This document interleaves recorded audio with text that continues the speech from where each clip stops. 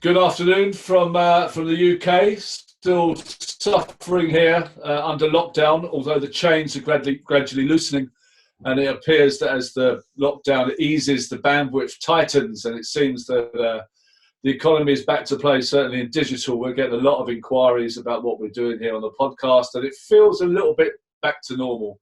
That's until you go outside after dark, because basically we're under curfew. Which is something I think people forget, that it's all right during the day to pop out for shopping. But that's another story. We shall stay away from politics. I have the pleasure today to introduce a very, very great influencer who's doing some very interesting things with Bitcoin.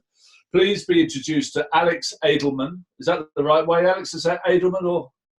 Yeah, absolutely. Alex Edelman is the co-founder of Lolli, which is a great name. That's Lolli. Alex, you'll speak to us from Florida, right? Correct. Yeah, today. Oh, have you been on the move? What, in the last couple of months? Yeah, I've been hopping around a little bit. Yeah, just trying to stay out of like dense areas and trying to be safe. Have you been flying? No flying. Just driving. Just driving up that coast, North Carolina, New York.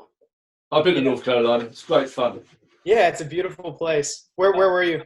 Oh God, what was the place? I was speaking at South by Southwest, so I went on a road trip to see all the states of the US I'd never been to, like Arkansas and places like that. And I ended up in North Carolina.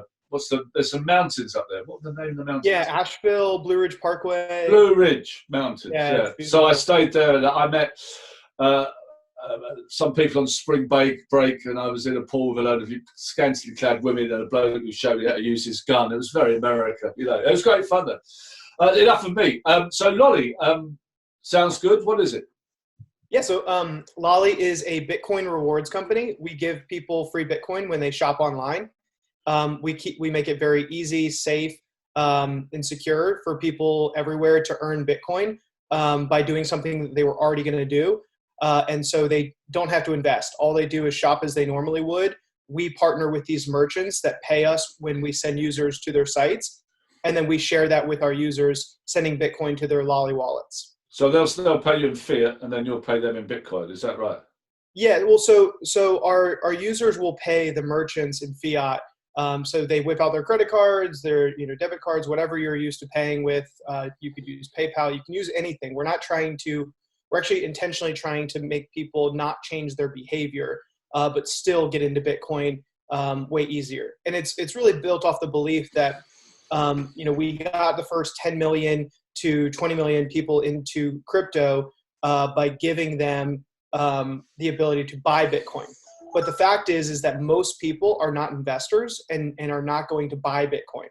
Yeah. And so how do we get this next 100 million people, this next billion people into Bitcoin, teach them about sound money, teach them about freedom, financial freedom. And I think the best way to do that is to take something that they're already used to doing, which is shop online, and then give them Bitcoin that way. When did you set it up? What was that? When did you set it up? Sorry. Oh, okay. Sorry. Yeah, so we started about 2 years ago. Our company was previously acquired. Our last company was acquired by a company that's quite popular in the US called Ebates, now known pretty much worldwide as Rakuten. It's a Japanese company. It's a cashback company in the US, and they're the biggest cashback company here in the States. And so what we found was while we were working there is cashback technologies are an incredible way to give people free money. Maybe I'm just a bit naive, or maybe I'm not the kind of the consumer that many people are. I'm very loath to sign up to any scheme or anything. I think it's the work of the devil generally. Do you know what I mean? But that kind of form of merchant and extra payments and almost gifting, is it a massive deal? I mean, I don't see how I would ever use it, but I just wouldn't mind our audience knowing about that. Yeah, I mean, I think that our user is like somebody who wants to save money. It's one of those reasons. It's kind of like, why not? And I totally understand. I think our biggest criticism is it sounds too good to be true. And typically when things are too good to be true, it typically isn't. It isn't good. I think our general feedback from when we were at Rakuten is that people, once they started earning free money, they're not selling their data. The Rakuten is partnering with these merchants, and we partner with these merchants as well. And so these merchants are paying for increased traffic, increased sales. And so it's a completely legitimate business model. We make money, our users make money. We're not selling any data. We never plan on selling any data. Yeah. Our business model isn't around that. It's around incentivizing sales. Yeah. No, I mean, my only exposure to that thing, I suppose, is like with the odd credit cards, you know, where I can buy a bicycle after 5 years or whatever. Do you know what I mean? Or, you know, the cash element seems to be quite low. And then Avios with British Airways, which, you know, I was slightly obsessional about, you know what I mean? But I've never really, I've seen it's like the place to get free flights, but not really to spend in their various kind of merchant deals and all that stuff. So I mean, you're educating me here. So it is a thing. I always thought it was Rakuten, by the way. So thank you for that. So give me like a user journey then. Just like maybe not so much focusing on shilling lolly. I'm trying to keep you away from that, obviously. But we are authentic here. But a user journey for someone like a millennial, you know, 35 years old, spends quite a lot of money every month. You know, there's always too much month left at the end of the money, if you know what I mean. One of those type of characters. How does it work for them in general? That they spend a certain amount of money, they check it every month, they reimburse themselves 2 years later. How does it work? Yeah, so it takes like 30 seconds to sign up and get started, and that's part of the beauty of it. You go onto lolly.com, you download the extension. We're launching our mobile app very soon, so maybe by the time this comes out, we might even have it open and available. And you set up your Bitcoin Lolly wallet. It's a rewards wallet, and then you just shop as you normally would. So if you go to just about any merchant, we have over 950 merchants. Let's just say for the use case, say you go to Sam's Club or Expedia, some place that you're used to shopping. Yeah. You can use Lolly and you get extra Bitcoin back every time you shop at our merchants. Yeah. So I think one of the things that you said earlier is like that I want to actually emphasize is that we as consumers have so much more power than I think we realize. Yeah. You can spend, there are countless travel sites, there's countless shopping sites. You can get just about anything from thousands of merchants online. And so really merchants should be fighting over you to bring you to their site. And so these cashback tools are ways in which merchants are paying for you to shop at their site as opposed to others. And they're not paying with ads. And ads can be incredibly invasive, ineffective. Like if a savvy consumer wants to earn Bitcoin and they shop at Lolly merchants, it's sort of this beautiful ecosystem where people are incentivized to shop and be loyal to merchants that want to pay for their business. Can they get paid? And I mean, why didn't you do a Lolly coin? If you're so confident. I mean, I'm not putting you on the spot here. Do you know what I mean? Why put me on the spot? I love the hard questions. Why use Bitcoin then? Why not use Lollycoin?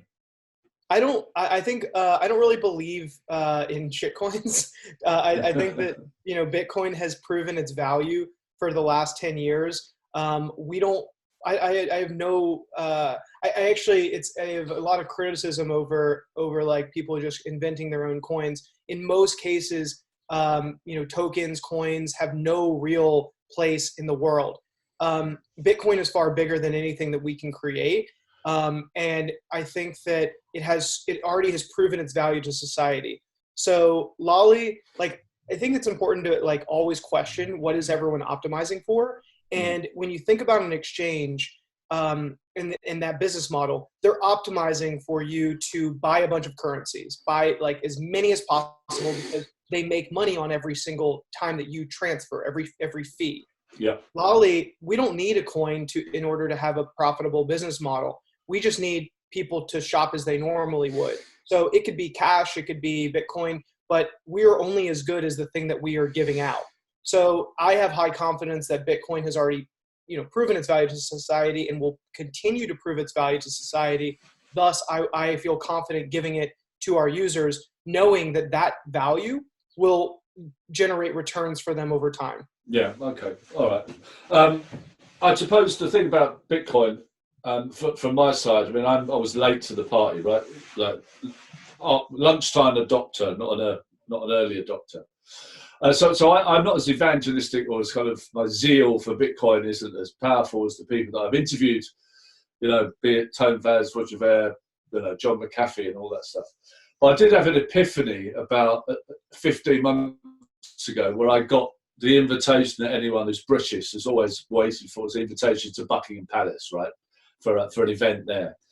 And we were just sitting there. They do some amazing canapes at Buckingham Palace, but you're not allowed to drink until after there was an event about a start-up competition or whatever, Picture Palace.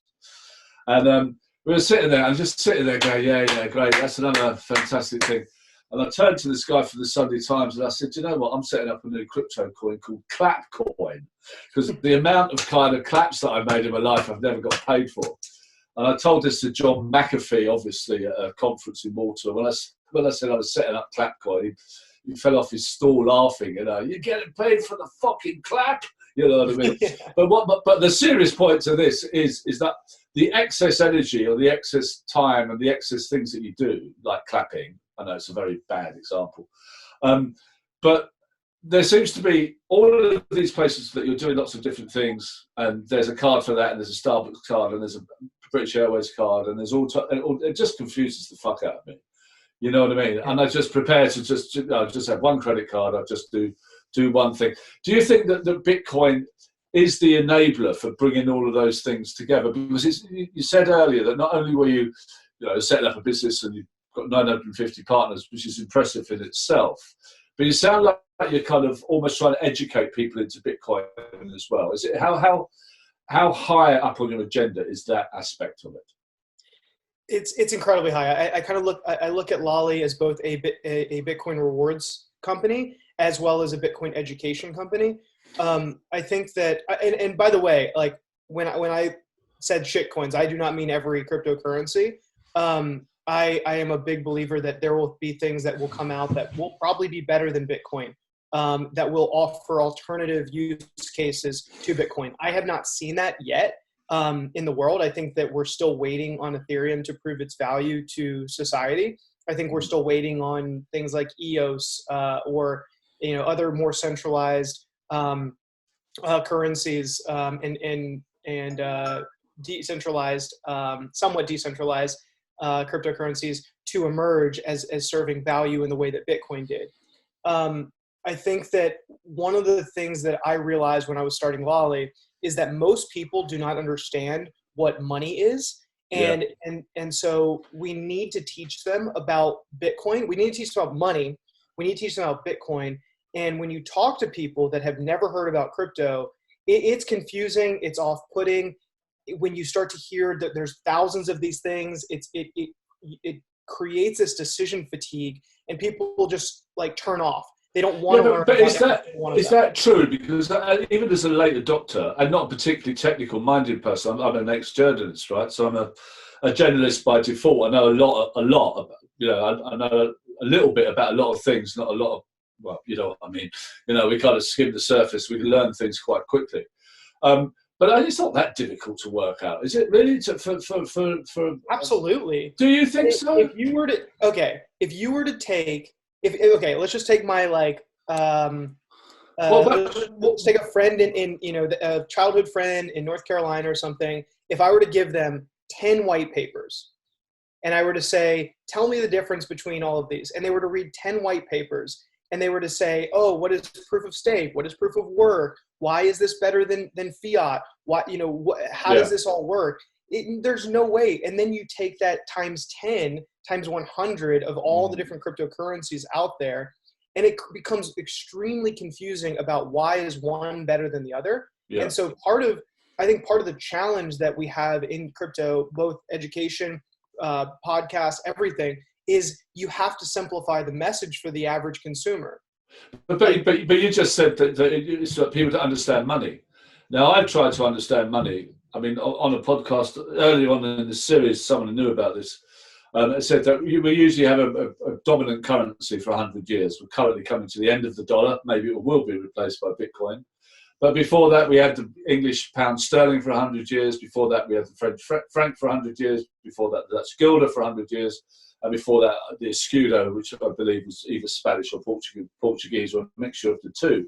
So I had no financial education, right? When I was a kid, I went to a very good school. I got into a good school when I was 11 years of age. I did all of the usual, sciences and languages and all that. But not once did I have a lesson.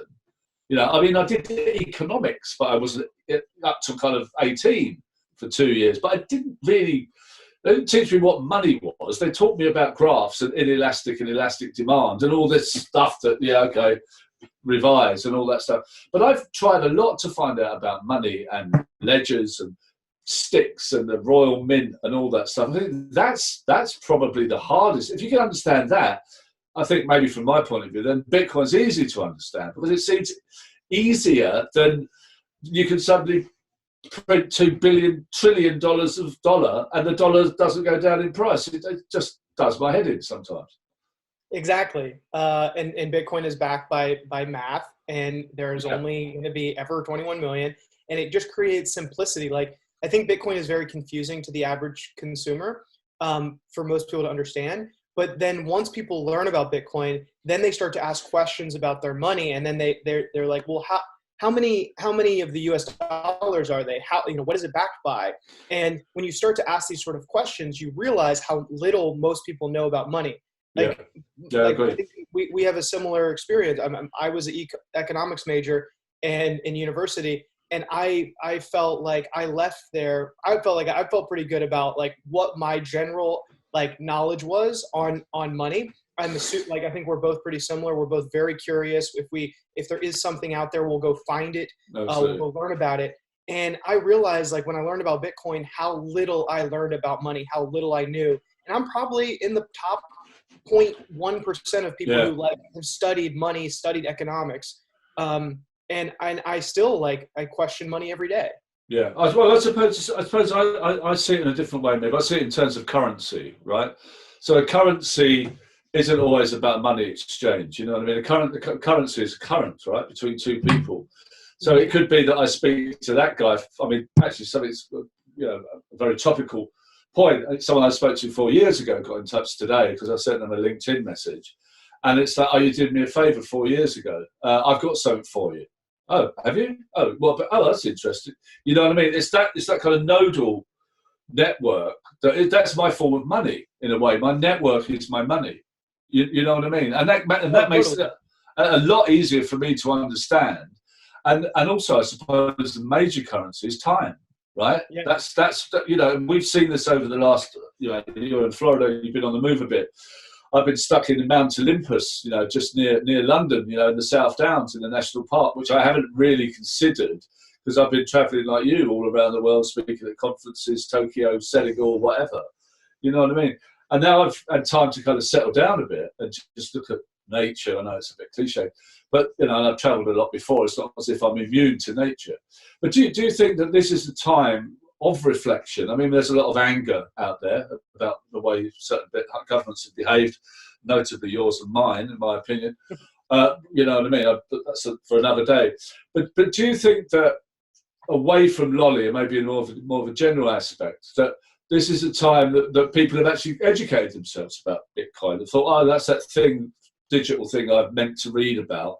Oh, I've got time to do it now. Do you think that may have happened? This may be very good timing for everybody? Yeah, the timing's perfect. The thing that we saw, Bitcoin didn't exist in 2009, or at least it didn't exist in a real way until in 2009. And so 2009 was, the crisis in the US at least, was reactionary to government and private sector really wronging its people and not defending its people. And when that happens, what is the principle of every action? With every action, there's a reaction. And so Bitcoin was the reaction to the last significant event where really the government did not defend its people. And we're entering this time where in the U.S. We have the U.S. has not looked out for its people. It has not taking care of its people with COVID. And so we're about to have this mass reaction to this. You can tell by the recent events with George Floyd, with recent events with how we've handled COVID, and how people are just going to be. Could you tell me? I don't know about that. George Floyd. Yeah. Yes. Did you the unfortunate situation around the police officer killing the? I'm sorry. Oh, yes. Yeah. Sorry. Yes. Yeah. So, yeah, it's like our government is both physically killing its citizens, in the form of police brutality, largely towards African American citizens, and then also indirectly killing its citizens through actions around COVID. I find that whole thing about that guy with his knee on someone's neck, right?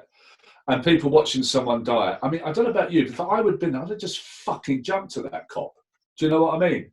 But I suppose if someone's got guns, I just... He had a gun. He was alarmed.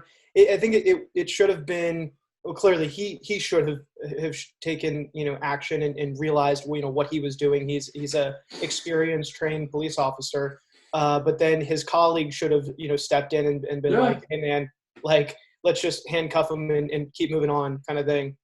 It's one of the most upsetting and angry-inducing things I've ever seen. I mean, obviously the British cops are armed, and we were all younger in our day at football matches and demonstrations. You know what I mean? You probably could get away with a bit more than you could over there, but I still can't understand how you can watch someone die. So the trust in institutions such as the police force, the trust in institutions, whether you're a white guy in Florida or a white guy, in the Sussex Downs. You know what I mean? We obviously care about a world that should be better. And, if I was an African American, I would be, I don't know why. It's just, anyway, let's move on. So the last financial crash, correct? I went to India for 2 years. I lived on the beach 2008, 2010. So I got away with it last time, not so much this time. You know what I mean?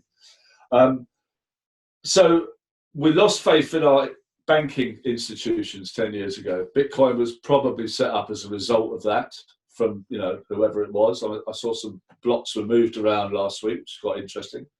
And it's taken 10 years to get to this point. It reminds me of something that President Mao was asked, He was asked, what did he think about the French Revolution in 1789, I think.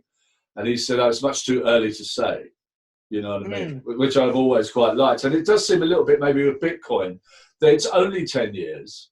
Only 10 years. It's only 10 years. It was Bitcoin Pizza Day, or was it Memorial Day or Bank Holiday in the UK this week? Remind me of that. It was like $91 million for 2 Papa John pizzas. Was that right? What? And there was I think there was an English artist, female artist. She was going to play in Berlin, and they offered to play her in Bitcoin. About a year later, and she turned it down. There's something like 89 million or something. You know what I mean? This is what I don't understand. Money, it's insane. Now listen. So, favorite altcoin? Do you have a favorite altcoin apart from Bitcoin? Not really at the moment. I'm super focused on Bitcoin and then second layer solutions. So I would say like. If things are sent my way, I'll read white papers. If things are interesting, I think like gaming tokens are pretty interesting. None of note, but like I think what I just saw what Engine is doing, and I think that like consumers will follow experiences that have value. And so if you create the next Fortnite, if you create the next like Call of Duty, and it happens to have some sort of blockchain based token in the background, like it will probably do well if the game does well. People will follow, the best game. So build the best game. And if you want to introduce a token that's not, Bitcoin, if Bitcoin doesn't scale for you for your needs, sure, go ahead. I think that's probably like the best thing for adoption of any, cryptocurrency. I don't necessarily think it's needed because I think that you can do just about everything that you would want to do on Bitcoin right now with second layer solutions like Liquid and Lightning. But over time, people will introduce their own coins. Ultimately, every, like, we kind of hinted on it earlier, but like, I kind of see this world where both fiat and crypto, all other cryptos have this vertex and focal point around Bitcoin because it is the intermediary that you have to transfer into to hold value. Yeah. So there will be lots of tokens that increase in value, decrease in value, but it will all go back into Bitcoin as a store of value, long-term store of value, secure store of value, and free money. Yeah, no, that's interesting. I was having a conversation with a kind of company called Admix earlier this week. The CEO is a guy called Samuel Huber, who I've known for a while. We have a chat every few months, and he described gaming as the 3D internet. And I thought, oh, that's a lovely little phrase, that, because we're getting more distrustful of look how many senses are we using at the moment. I'm using my eyes and my ears to talk to you. I'm not saying I want to taste you or touch you or smell you, but it's quite. Come on, man. No, but you know what I mean? This is a two senses call. Yeah. So if we could do this in a VR environment, we could both go in and have this conversation in VR, and it probably would be more. Don't get me wrong, more sensual than this conversation. You know what I mean? No, but I like the idea of the 3D internet is the gaming world. So I've worked for games companies in the past when all these things were figments of people's imaginations or other robots' imaginations. Who knows? But no, I think you're right. We're coming to the end, but there's a couple of events that I've noticed this week, especially about Bitcoin. And I think it was Russia banning Bitcoin, or make it, in their very Russian way that they do things. And I did read a very kind of exclusive paper about the future of Bitcoin, not a white paper, more like a kind of insider's paper, where there is a very real fear that Bitcoin will be banned by countries and it will be impossible to work with. Because I think the price should be much higher. But I suppose if you don't really know that much about it, then the idea of a ban, I think India banned it, then they let it come in again and all that stuff. What's your take on that possibility? Is that just scaremongering or the usual anti-Bitcoin kind of agenda? Yeah, I mean, look, every country in the world would have to ban Bitcoin, band together to ban Bitcoin in order for it to go to zero. I don't think, and even then, it really wouldn't go to zero because you can hold Bitcoin in your head. It's more of an idea, and so you could probably ban most of the centralized exchanges, but there's still going to be things like Bisq network and local Bitcoins and Bitcoin is it's a movement, it's an idea, and you can't kill ideas. Yeah. And so if you ban Bitcoin, the next Bitcoin's going to emerge and it will be better. It's just not, I do not believe that that's the way to do it. And you also set a precedent too, because if you ban Bitcoin, shouldn't you also ban gold and alternative forms of value? And where do you draw the line as a form of precedence? You can't, the US has never banned gold. Why would they ban Bitcoin? Yeah. And the US is really at this point has the most powerful currency, the most important currency, and it's basically the world's store of value in many ways because much of the world holds US dollars as a reserve currency, and everybody is fighting over that US dollar. Yeah. They are all reliant on what the Fed prints. So if the entire world is revolved around this one institution, at a certain point that breaks down when they don't agree with that institution. So I think that the things that are going to accelerate the growth of Bitcoin is when countries start to say, okay, well, we want US dollars and we want Bitcoin as a reserve currency. Yeah. And that's where I think Bitcoin really takes off. So I don't really get worried. I mean, India has banned it and then they just lifted their ban a few weeks ago. It's going to go in cycles, and everything, I love the meme, this is good for Bitcoin, everything is good for Bitcoin because it draws attention to it. Anytime a government is taking a stance on something, it's pretty much a good thing for Bitcoin. No, I agree with that. And obviously, if people, centralized institutions are threatening, then they're obviously very worried. You know what I mean? So yeah, fair point. We ask this on every show. What's your prediction of Bitcoin's price at the end of this year, end of next year? I've never made a Bitcoin price prediction. Probably a good idea. I will say I'll make I believe in the principles of Bitcoin, and I think that's the most important part. And price, if more people believe in the principles of Bitcoin, then inevitably the price will go up. Okay. All right. Listen, Alex, it was really nice speaking to you. Are you traveling anywhere in the next week or so, or are you staying put?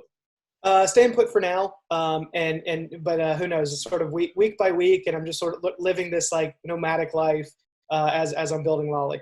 Well, the fact that my co-founder has arranged this call, he's probably listening to us now in Malta on the beach. Some people have got it right, whether it's time or money or sunshine or whatever currency it is. Alex, it was a real pleasure to meet you. Good luck with Lolly. Stay in touch. Maybe we can have you on later in the year to see how you get going.